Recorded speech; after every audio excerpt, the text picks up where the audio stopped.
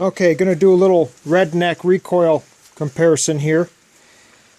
Got a JP designed by Benny Cooley 30 cal brake, and gonna try a few rounds with nothing on the muzzle. This is 308. I got it up tight to the 50-pound dumbbell. I got it marked where the starting point is with a pencil. Shooting 147 grain German DAG ammo. Got it pointed safely into the hill. Safety off. These primers are kind of hard being ball ammo. Let's see if we can get it to go off. Okay, here we go. Okay. I'm going to mark that and then measure it out. Hold on. Okay, it moved 1 7/16 of an inch. Let's cut off another one. Got it pointed in a safe direction. Here we go.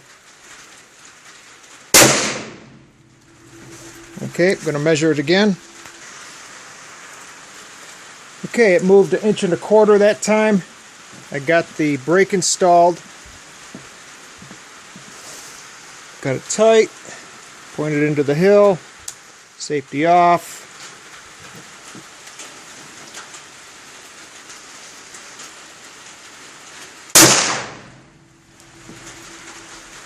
Okay, I'll mark it, see what we got. Well, it didn't even move 3/4 of an inch. I'm going to do one more so I can take the average of the two. We're all tight. Dumbbells marked.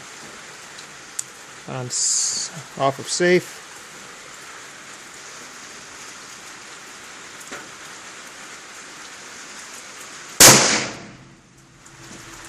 Okay, mark it, see what we got. Okay, the two without the brake, 1 7/16, 1 1/4, and with the brake, 11/16 both times. You can see this is without.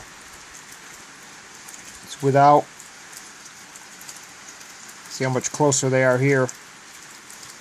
I will do the math and see what we end up with.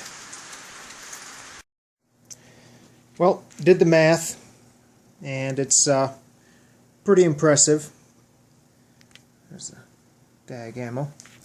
So, ended up with a 51% reduction in the recoil. A 51% reduction in the distance that the dumbbell moved for this Redneck test.